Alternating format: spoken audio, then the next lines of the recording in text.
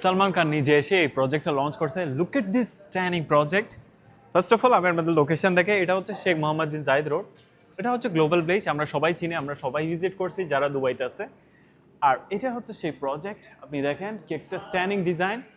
এটা জাপানিজ একটা theme community থেকে এটা বেস্ট হয়ে এই প্রজেক্টটা লঞ্চ হয়েছে। আপনি দেখেন দুবাইতে অন্য কোনো প্রজেক্ট নেই এরকম।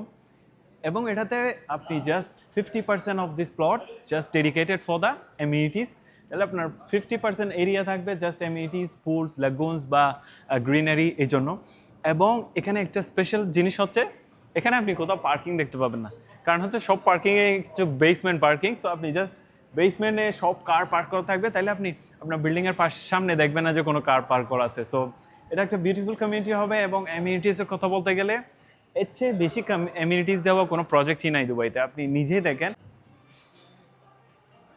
সো আপনি যদি ইন্টারেস্টেড থাকেন অবশ্যই কন্ট্যাক্ট করতে পারেন। আর যদি পেমেন্ট প্ল্যানের কথা বলি, আপনাকে 65 under construction, 35 post hand over, মানে আপনি চাবি পাওয়ার পরেও 35% পে করতে পারবেন। So you know what to do.